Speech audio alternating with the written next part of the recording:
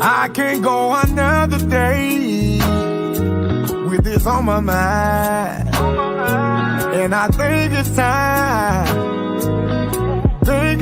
for a discussion. Why you so hard? Show me that you love me, baby. Why you so hard? Show me that you care. So many days, so many nights, so many tears I had to cry. Told me you love me, that was a lie. Loving you was a mistake, baby. Loving you was a mistake. Loving you was a mistake. Loving you was a mistake. Play me like guitar, baby. You only love me for pretend. Play with my emotion, girl. And I don't wanna be your friend. Play me like guitar, baby. Love I have for you is real, yeah. While you're playing with my heart, babe, let me tell you how I feel, baby. So many days, so many nights, so many tears I had to cry. Told me you love me, that was a lie. Loving you was a mistake, baby. Loving you was a mistake. Loving you was a mistake. Loving you was a mistake, baby. And without the things that you put me through, all the games, all the lying, and all of the time that I spent with you, being loyal, being your supporter, you took it for granted, babe. Ooh, I can't take no more being damaged, babe. Yeah, loving you was a mistake. Loving you was a mistake.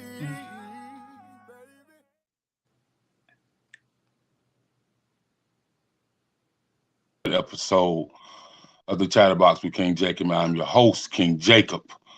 And tonight we have a remarkable and amazing story with a special guest. Oh man, woo, the journey is incredible. But, you know, the good book tells us that we can overcome everything. As long as we have faith, right? As long as we repent and as long as we know that, you know, God is in control. And so we have none other than Raittia Rogers, and she's going to tell her story. I broke out of prison. And she's going to tell us how, why, when, and she's going to tell us how, after all this took place in her life, how she was delivered. And now she's found her purpose to inspire others and to save young souls. Welcome, welcome. Thank you, thank you, thank you. Yes, it's always a privilege to tell my story and talk about it. You know, it makes me feel good all over again. Every time I get on different platforms and talk about my true life story. You know, I broke out of prison. So yes, thank you for having me. Yes, you're welcome. So before we get started into your story, Who is Raittia Rogers? We want to Well, know. Inquiring minds want to know.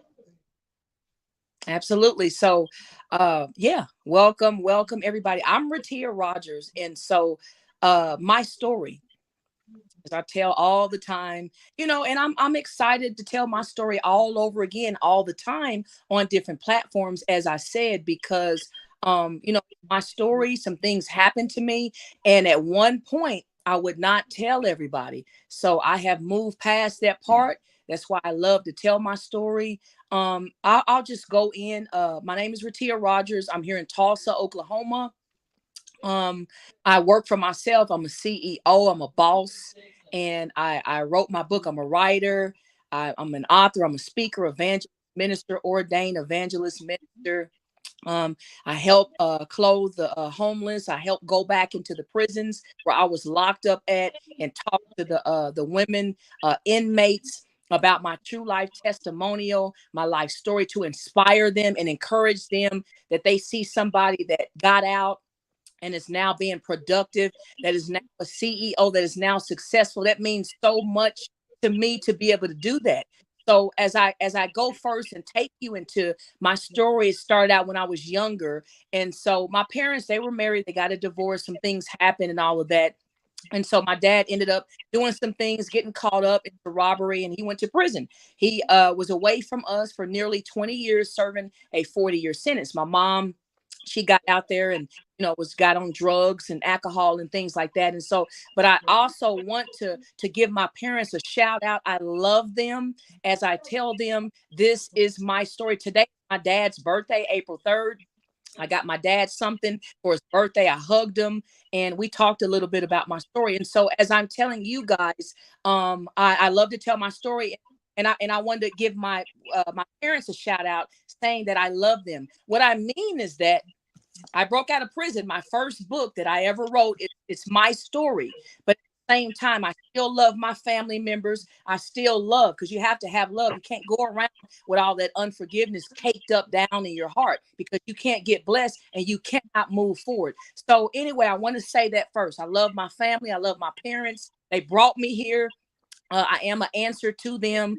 And so, yes. So I got, when that happened with my parents and my family, I got off a track, because see, they raised us up in church and God, but I didn't really understand all of that because I was young. I was too little. So I got off track when all that happened. I joined a gang. I went out. I robbed. I stole. I got involved with some things. Had many fights in school. Lots of fights. Lots of suspensions. Got expelled, couldn't come back. I had a baby young by this older guy, 15 years old. I mean, things happen. This is life. Things are going to happen, but I'm here to help people break out like how I broke out. And so my time came. I was in and out of juvenile, getting in and out of trouble, wouldn't listen to nobody, and this and that. And so what I'm saying is, I got locked up in juvenile. Okay, I got out. I didn't learn. I went back in, and maybe another time after that. So once you turn a certain age, of course, you go to jail. And if you don't stop, you make it to the big house, the pen. And so that's right. So I got charged and all of that. I served some time. I went to jail at 21 years old. That's when my life changed. Just like that, like at the drop of a hat. My life changed, sitting in a prison jail cell. My back was up against the wall.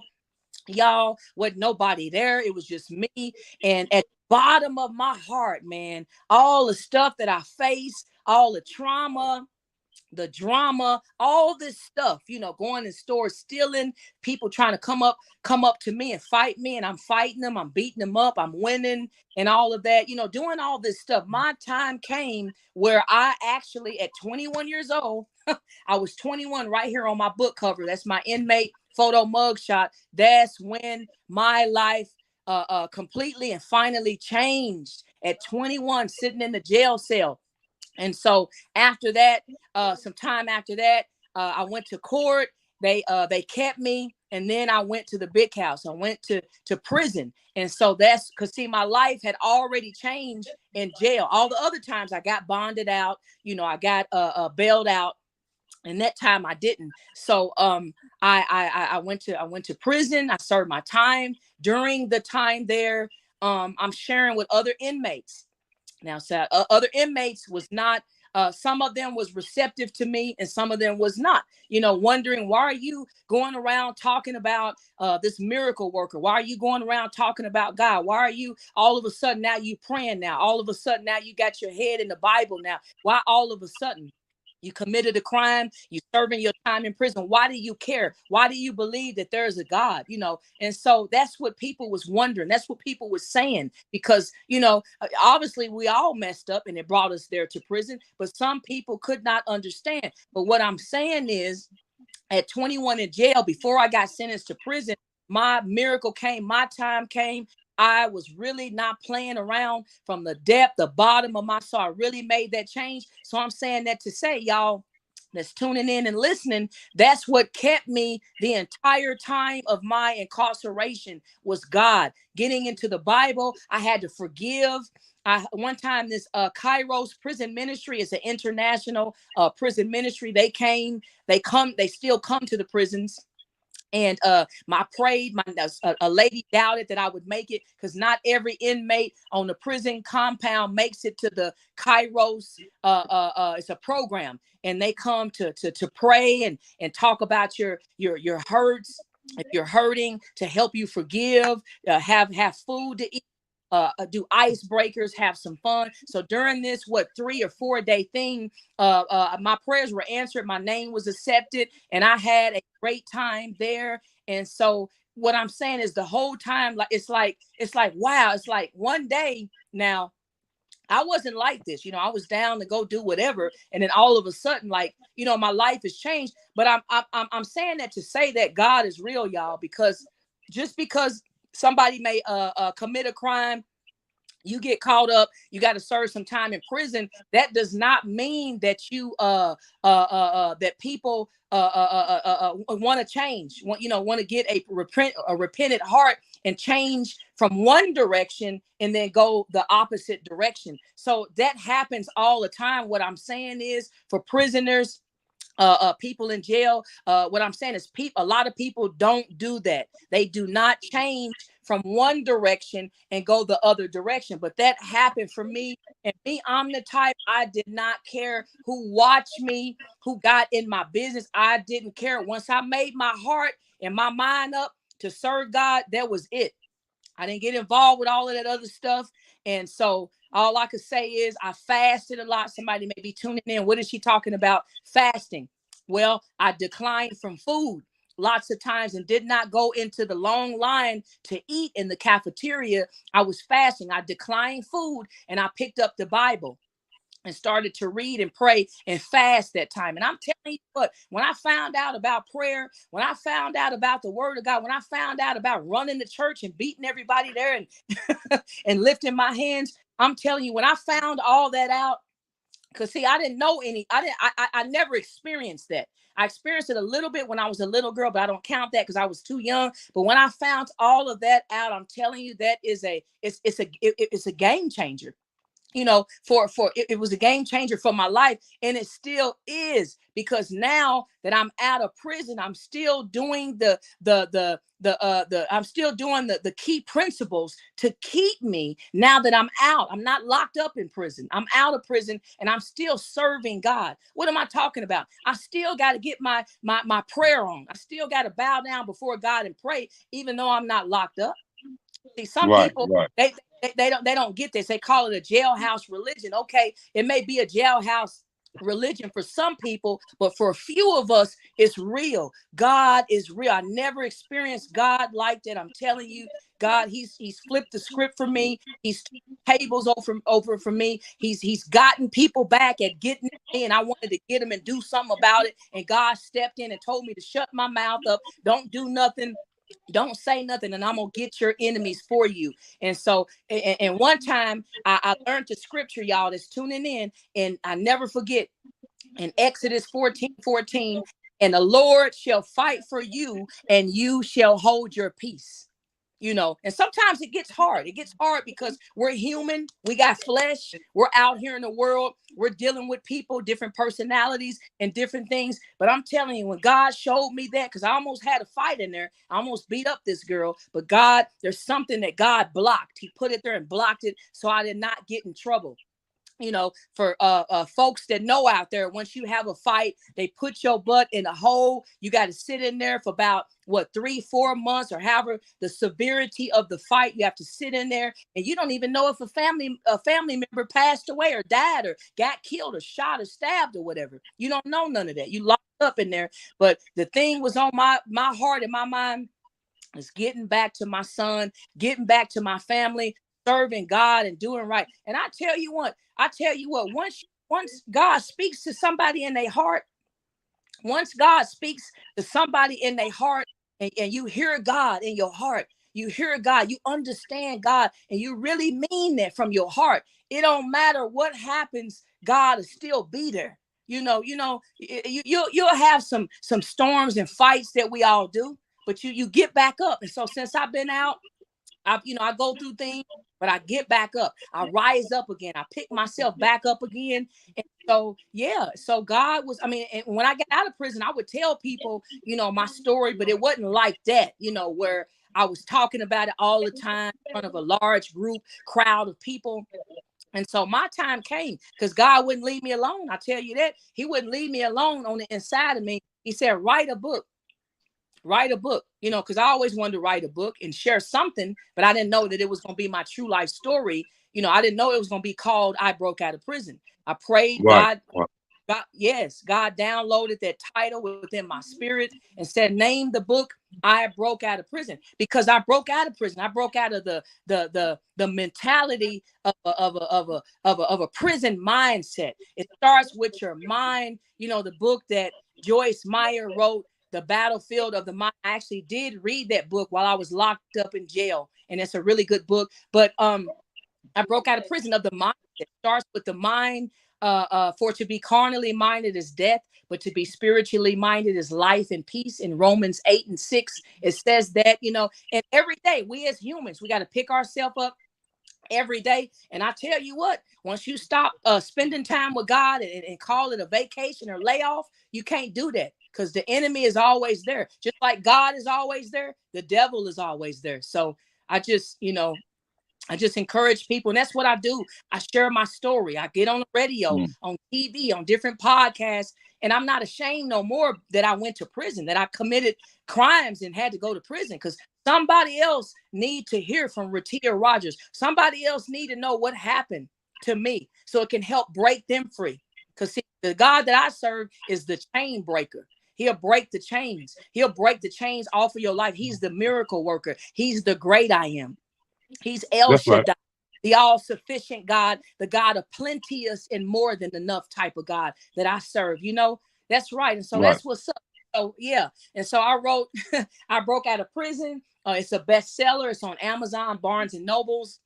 And they love me when I go into Barnes and Nobles and do book signings. They love to buy the book from me. I'm always selling out in that store and different Barnes and Nobles. I travel, share my story. I've been on 106 Live in Atlanta, Georgia last year. I've been to some other places, Texas, Arkansas. If you want to get me booked in, go to the ibrokeoutofprison.com. And that's when I'm here. I tell my story, because like I said, I wouldn't share it like I'm doing now. I wouldn't do it. And so this is my story. People got to know what happened. People need to know, because we all go through trials and disasters and catastrophes in our life. And not everybody can get to somebody, but it's one person that can get to somebody. See, somebody that's listening. See, some people, they don't receive me, or maybe they're not for me, but somebody will receive you, and somebody will pay attention to your story. Somebody, you see how when I wrote my book, I've inspired other people to write their story. As well. And so I get some good reviews, and feedback and all of that regarding my story. And I have inspired lots of people to join me on a book collaboration that's coming out very soon. It's a book collaboration I've been working hard on for some time now, like a whole year. I've been working really hard on, and so the book is going to come out. I Broke Out of Prison 2. It's a series. I'm excited. Yeah, I'm excited, to talk about my story. I do have a I Broke Out of Prison curriculum that I'm now teaching in the schools and different places, that want me in, that I'm currently working on now. And I have been, for some years now, I've been wanting to do some film production, for some time now. And so I have been actually working on my I Broke Out of Prison a story, the film. I am the executive producer. I directed my film. I had a team to help me get that out, but God put it on my heart. So it has been shown. It's going to be shown again in Muskogee, Oklahoma, coming up on June the 4th. I do have $12 tickets. I'm asking for people to sponsor teenagers. You got to get your teenagers. I was a teenager. I wouldn't listen. And that's what led me into crime and all of that, and teen pregnancy at a young age, practically when I was a baby. So that's what this short documentary film that I created, that's what it's for, to get it out there to help save our youth. If you're Okay. watching, yes. So let me ask you. Let's kind of rewind it back so people get a full synopsis of what happened and why. So, your father went to prison early in your life. He Yes. was gone for about 20 years. Yes. The pressures of your father not being there and not being able to handle society. So your mother turned to drugs. And that kind of, I will say, probably, if I'm correct, that kind of did some mental damage to you as well as emotional damage. And so you actually turned to the streets because you feel like you wasn't getting any family love. So you turned to the streets and you thought the street would love you better, correct? That's right. Yes. Okay. So with you turning to the streets and with you maybe running with a bad crowd or, you know, surviving by all means because you're in the streets now. When you were not in the streets and you was in your own space, quiet area, what thoughts was running through your mind, subconsciously? Was it, I know I don't need to be doing this, but what other alternative do I have? Like, what were you thinking, Because, like you say, I mean, you knew about church. Maybe you didn't understand it. Maybe you understand the word, but you know the difference between, you going to the left and hanging with this crowd, or you just staying to yourself and just trying to figure a way out. So with that being said, what was running through your mind, on a mental type level and emotionally, like how did you even sleep at night if all this was going on? Well, that is that's some very good questions right there. I I don't know what to say about the I mean, we all have a conscience. So my conscience was probably telling me way when I was younger, way, y'all, this happened over 20 years ago.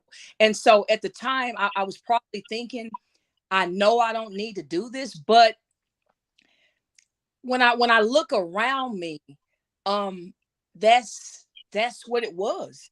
That's what I had got adapted to, because my atmosphere, my Hmm. surroundings, my family, my people, homegirls, homeboys, all the etc. That was the norm. That was a normal thing to do, to get up, get out there, not being good for nothing, just vandalizing places, stealing, running. One time we jumped this guy in these apartments. I mean, I don't know. I don't know what kind of conscience I had to go to sleep and not think about it, or maybe I thought about it. I don't know. It was, it's hard for somebody to break that when that's all you know. I hung around with criminals and drug dealers, and I was one. I was doped out on narcotics, but I never tried crack cocaine or none of that. I tried marijuana. I never been a marijuana person. I was doped out on narcotics, selling crack cocaine, selling weed, marijuana. I was the candy lady. Always had some type of hustle going on. That's what everybody was doing. That's what it was around. That's, so say, somebody was raised up like this over here, and then somebody else was raised up where everybody had to get up early in the morning at a certain time to get out of there, to go to work or to go to attend school and all of that. And everybody's family, they cousins, aunties, everybody had some type of success as far as getting up, clocking in at work, going to school on time, celebrating with one another on some occasions, going out to eat, laughing, engaging, having fun. From the people over here doing negativity and gang banging and robbing, and the people over here that want something in life, it's more easier for a youngster to follow that in that type of atmosphere over here, because that's all he or she sees all the time, day to day, daily basis, versus somebody over here, that's all you see. That's all you know. That's all you gonna do, because you're around it. And it's hard to break out of that when you raised up around, but I didn't know how strong that I was until I hit rock bottom. I did not know how strong I was. So I still love those people. I reach out to them. I love them. I show them love. I don't act like I'm all that. That's never been Right. I love them. I them all the time. I'm doing book signings. Hey, how you doing? Hey, I'm not just standing over here with my nose turned up that I done been to prison. I done got out. I'm successful in all of that. I made it international on CBN, the 700 Club. I wrote books. I'm a CEO. I make money. No, hi, I love you. Hey, what's up? What it do? Meet them where they are, and have fun. Right. So on that scale, you was in a very dark place, mentally, emotionally, and spiritually. And I just got to get to the full synopsis of it. I understand that you wrote the book, and I understand who you are now. But to understand who you are now, I got to understand who you were then. And so, with that being said, on a mental, emotional, spiritual level, you was in a very dark place. And so, with you being in that dark place, how much did that weigh on you daily? Well, it must have been a lot, because I didn't take no smack or no crap, or however you want to say it, from nobody. I never went around and bothered people first. They had to come to me, and then if they brought it, it was on. They shouldn't have never started it, as I didn't back down. So since I was going through all of that, all of that anger, unforgiveness, resentment, all that was just constantly building up. There was never no it was never no peace and no joy and no gladness. I mean, it wasn't. It was just, and I didn't even realize all of that, because I was I was very young and went to prison at 21. So from 21 all the way down, it was I don't know. You know, it's some good questions there. It Right. had to be very hard because I wasn't trying to change. I wasn't trying. One thing I changed was dressing like a tomboy thug. I started to wear dresses because one time, me and a sister, we had did some stuff. We got on probation, and our probation officer would come and say, "Hey, y'all looking like boys. Y'all need to wear some dresses." And we wouldn't, So a season of time after that, I started to change and kind of want to look feminine and all that, which I always had boyfriends and all of that, interested in men, but it was just a cute, a cute, a cute style to me, So Right. Okay. And so with that being said, we hear a lot of places, all over the country, like New York, Philly, and Vegas, and, South Carolina, North Carolina, Atlanta. We hear about Chicago, Arkansas, St. Louis. So the inner city of OKC, Oklahoma City.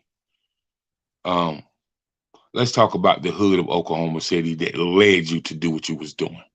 You know okay, what I mean? Tulsa, Oklahoma. Tulsa, okay, I'm sorry, Tulsa, Oklahoma. And now, on the outside looking in, when we hear about Tulsa, Oklahoma, for people who don't live there, we just consider that as rich. You know, a black person mecca. A black people owned a lot back way when black people couldn't own anything. And so a lot of people think it's because there's so much history with Tulsa, Oklahoma. So we really think like it's rich, part of our history, and we think that a lot of black people are on the up and up, which it is a lot out there. But nobody ever talk about the hood in Tulsa. So how would you explain the hood in Tulsa, Oklahoma? Well, it's a lot going on, and every time you turn around on the news, there's there's killings and shootings, and it's a lot of young folks. It's a lot of them youngsters out there that's involved with gangs and shootings and killings, and they going to get sent off to juvenile, and then when they turn 18, they go to prison. They go to the big house. It's a lot every time. Wow, like how that thing come on your phone, like the news flash, and it's like, bam, I see something. There's a Yeah. killing. There's somebody else. And it's like, wow, it's like it's gotten like worser. But I am not Right. affiliated in any type of way with anything like that. And so, I visit the juveniles where I was once a juvenile, and talk to them and teach them about getting out of crime, making a better decision for your life. Some of them have got new babies and new fathers and mothers locked up in there, and I'm just there to help them and share my story with them. They answer. We have a Q&A. They answer questions, and so it's just gotten. I mean, every time you turn around, there's a killing. Somebody got stabbed. It was two brothers recently that I heard of. They got one of the brothers killed his brother. There's a shooting. It's every time you turn around. But like I said, I'm not around any of that. I'm not affiliated in any of that. I'm You just against it. you just see what you see on the news, and so with you being around that once upon a time in your life, how many of the OGs that you used to rock with are on your level right now? When I say on your level, change their life for the better. There are few. I hardly ever. It's few. It's few. While I'm talking and trying to think, I cannot think right now at the top of my head the persons. You know what I'm saying? The people, but there's somebody I know. There's somebody I know. They're pastoring now. We share there's two. It's like two pastors that I know. There's few. The point is, I can't think of everything right now, but there's few that saw the light and broke the chains and broke out of prison. There's few. It's a lot that I see all the time, and I love them, and you know, love on them and God bless them. And, you know, I just, you know, you can't hang around that, you know, bad company corrupts good manners, you know. You better It's say very, that again. yeah. Say that again. You better say that again. Say, oh yeah, bad company corrupts good behavior or good manners. Yeah. Yeah. So it's few. It's few. It's few. It's few of them. It's not a lot.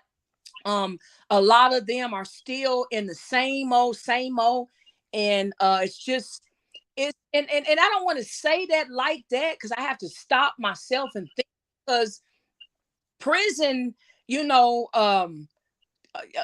prison saved me, and a lot of people don't really like to talk about the hardcore prison. You know, it's kind of like to them on people that are on levels where they think they're all of that or high sedity acting, you know.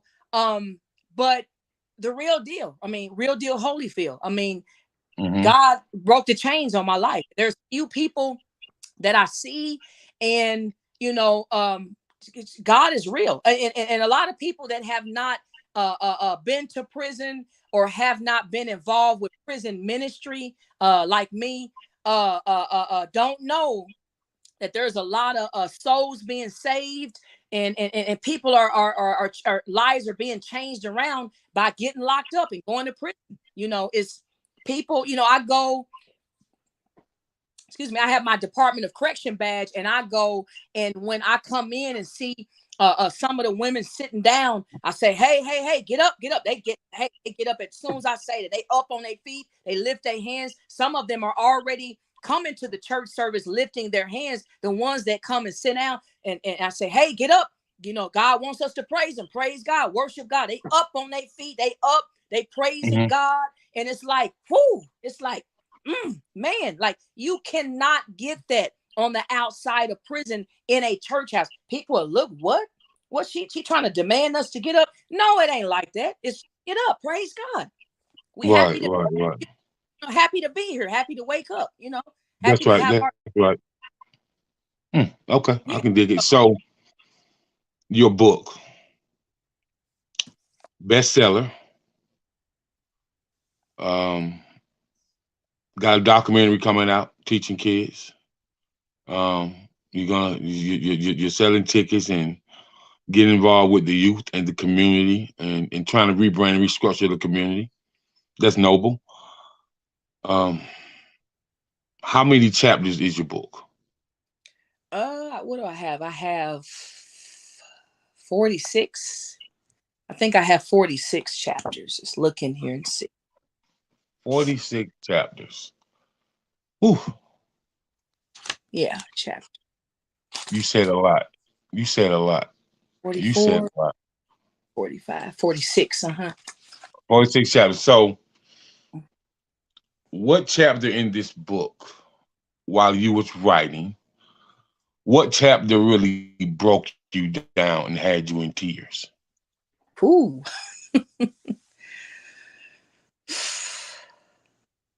It think has to be one chapter that stuck out that you really couldn't get past it that particular time you was writing, and you had to put the pen down and regroup and just go down on your knees and pray. mm. Well, there's a chapter in there that I talk about me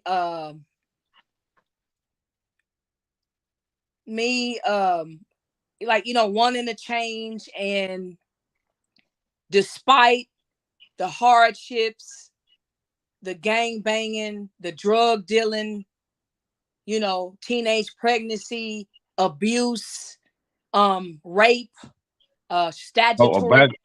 I talk about all of back, that, and it back up, leads. back up, sister, back up. Now we're talking. Now you're giving me a synopsis of some of the things you've been through that younger women can relate to, older women can relate to, middle-aged women can relate to. Rape, molestation, domestic violence, mental abuse, physical abuse, emotional abuse, and spiritual abuse. So, with you saying that about that particular chapter, how did you get through, and how did your spirituality become so impactful when you're ministering to others? How did my spirit become so impactful when I'm ministering to others? You mean when Yeah, like when I'm sharing my story? not sharing your story. This ain't about your story. This interview is about your story, but when I mean impactful, when you're talking to them, trying to understand them, and it takes you down memory lane that you've been through that. So how do you break it down to them in a way where it's understandable? Because with these young kids now, if you come at them a certain way, they're gonna think you're beating them up when you're really not.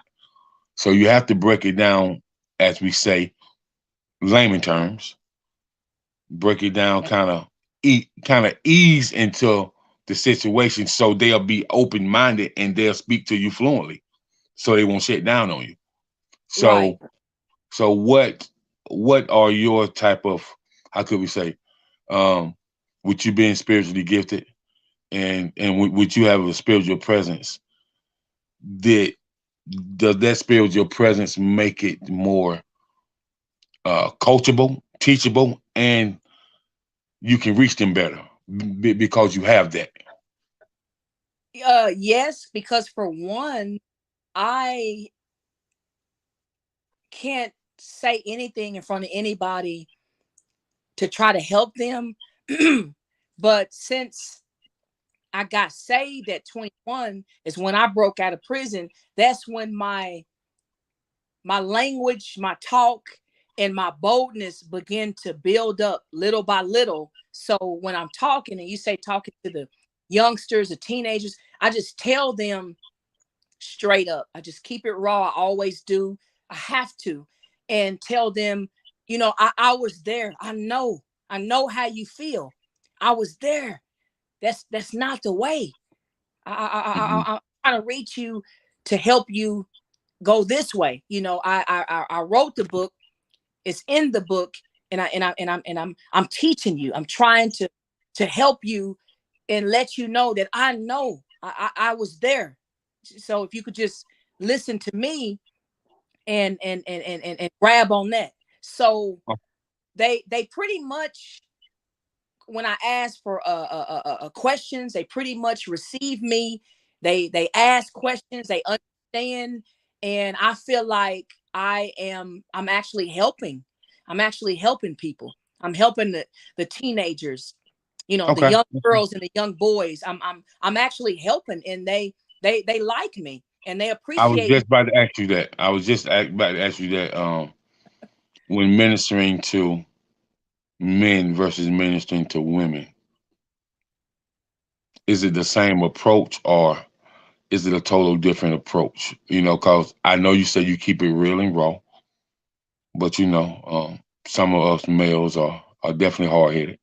You know what I mean? And I feel like you can reach sometimes you can reach a female a little quicker than you can reach a male. And so what is your approach with the males? Because a lot of them are broken, don't have a father, never seen their father. Um, and so, listening to someone that's been in the streets, especially a female, and you look how you look now, they be like, man, she ain't been in those streets, man. What's she talking about, man? You see what I'm saying? They say that. They think that. A lot of people do think that and say that. Yeah. So I approach them the same. I mean, I know I'm a woman, I'm a female, and I talk to the female out doing my work. I'm inspiring and teaching and speaking and ministering or whatever. I approach them the same. And you know, some of the young females are not as quicker to receive me. Some of them are not. Some of the males are quicker to receive me because Okay. they could feel me. They feel my voice. They feel my energy. I'm not just up with a suit and tie. Like I used to dress when I got out of prison. All I did was wear uh, uh um prissy shoes and had dresses and stuff on. I'm just being me. I want to wear Nike. My husband came back from Dallas, Texas, and surprised me with some brand new Nike shoes. If I want to wear Nike, put on a little herringbone, put some little put some Chanel earrings on or whatever. You know, that's my style. You know, I don't wear a lot of fix up skirts and all that. I just, you know, that's how you can't. If I come to them all fixed up from head to toe and I'm trying to reach, they gonna look at me like I'm Cinderella trying to You tell them bougie. something. You know? You bougie. That was they gonna think. So Who? a lot of the teenager males, they love me, they feel me, and I'm like a mama or a big sister to them.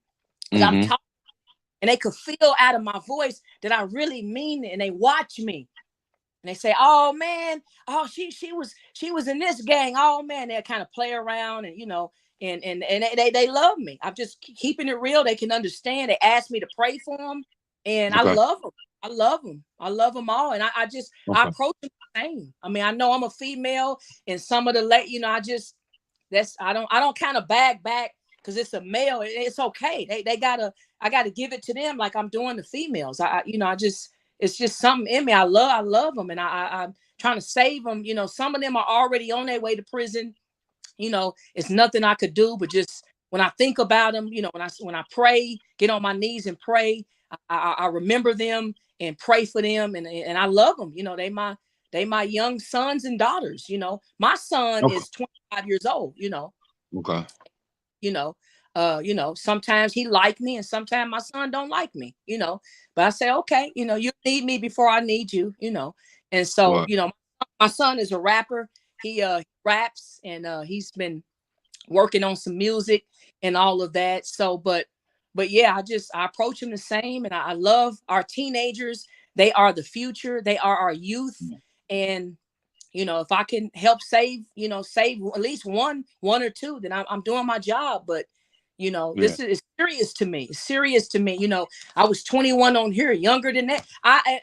And when I'm out selling books, doing book signings, there are people that remember me. I was at the Tulsa State Fair. I sold a lot of books. People went bizarre, man. They went crazy. They came and said, "Wow, we saw you on the news. Can I give you a hug?" They'll cry. They'll say, "How much is the book? I want a book." And they'll buy one, and they'll cry. Tell me they saw me on Channel 2, Channel 6, Channel 8, Fox 23 News. They love me. And some people that knew me back then, they say, "Hey, that's Tia." You know, my name is Raittia. Tia is my nickname. You know. Okay. So I say, "Hey, you looking good? You doing good? What you got this book? How much?" They'll buy my book. We'll take a picture. You know, and they recognize me. They know that I got into lots of fights. You know, gang banging and stealing and hanging out out there, getting drunk, getting wasted, going to the clubs, hanging around killers, drug dealers, and all that, being involved. They remember that, they know, and they say, "Wow, you inspirational now," and they love me, and that's just, that's Okay. what I'm led to do, and I yeah. love it. I love it. I love it. I love it. So, what's next for you? Well, what's next for me is, like I said, I'm still working on the I Broke Out of Prison film. Well, the film is out. I'm trying to get organizations and churches to sponsor teenagers to help save them. And I'm working on that. That's coming June the 4th this summer. And then I have a book, I Broke Out of Prison 2. I've been working on for like a year now, and I'm excited. I've got other co-authors that's in the book with me, and they're excited. The book is about to be released sometime this month in April. It's going to be out because a lot of people say, "Hey, can you? I love your story. I heard you on the radio. I saw you on the TV. Wow, And I had people when it went international, on the international news, the 700 Club. I had some friends that I had. They were out of state, and they had took pictures and sent it to my phone and all that. But I'm working on I'm excited about the book that's coming out, and because a lot of people, I get a lot of good reviews, and people asking how can I help them write their story. What did you do? What does it take? you know, what should I name the title, and, you know, what should I talk about? You know, so I've helped coach people through, you know, some people was writing and kind of thought about, no, I don't want everybody to know this. Let me take this out. I don't want my relative to be upset with me for putting that in. And I'm like, well, you know, it's your story. You know, I've got things that I've gotten in my book that people got upset with me, but it's my story. It's not like that. In my heart, I love them. That's why I know God elevates my story and put it out there in the media, because in my heart, I am not talking about them that way. That's not so. That's not so. If I was, I believe God would not be elevating my story like that. No, he would not. That's But right. That's right. That's right. what I'm saying is, because we all have stories, and you have to tell your story. You know, it may be some people out there putting a story together, putting their true life story together, and putting it out there in hate. Mine is not in hate. As I said to begin with, this is my story. I still love my mama. I still love my daddy. Today is my daddy's birthday. And so my dad how's my dad? 64 or 65, one of them. And so, yeah, you know, I love my parents. I love my family. It's my story. And so Right. I've helped people. And so I'm saying that to say that I'm glad to say I broke out of prison too is about to come out. And I've helped other people tell their story, and it just feels good, you know.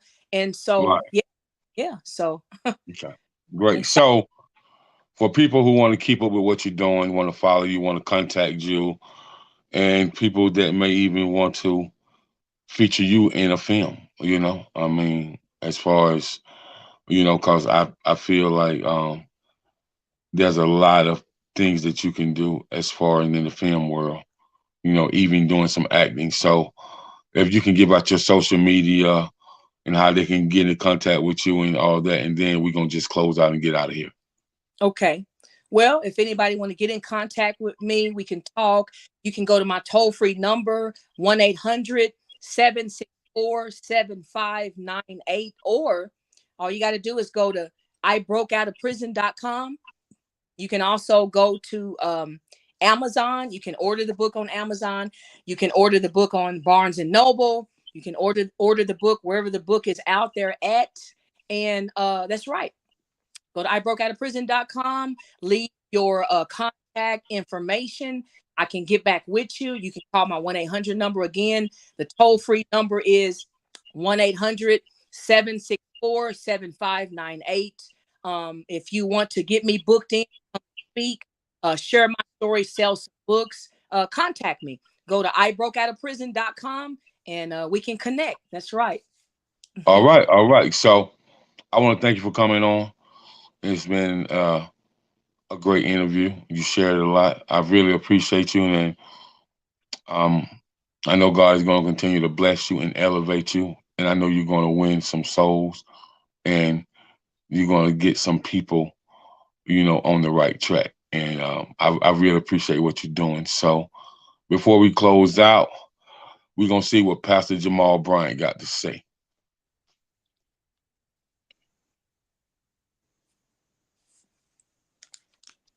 Do you know how many people are jealous of you? And they got no idea that the gift you have, you never prayed for. Y'all ain't saying nothing to me. The gift that you hold, you never asked God to give it to you. And you got folk that are fighting you, and they don't know, I don't even want this. God done put it on my life. All I can do is flow in my gift. You know you're authentically anointed when people who got more than you don't like you. And you're trying to figure out why you attacking me when I ain't got nothing.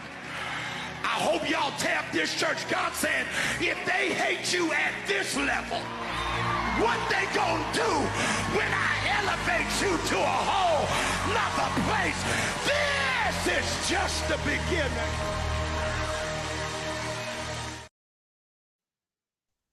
All right. That was my boy, Pastor Jamal Bryant. I And love so, it. I yes, yes. met him in person here in Tulsa, Oklahoma, like in 2014. He came to Sanctuary Church on South Peoria. It was Mhm. with yeah, Pastor Jamal, and I forgot the other person's name, but yeah, we took a picture together and everything. Yeah, I Yeah, love him. that's my boy. So I want to thank you once again for coming on, and I want you to be blessed. I want you to stay encouraged, and most of all, I want you to continue to impact lives, tell your story, and keep on reaching for the stars because you know God ain't done with you yet, and the journey is far from over. Peace, blessings. You have a good night. Thank you. Have a good night. Thank you.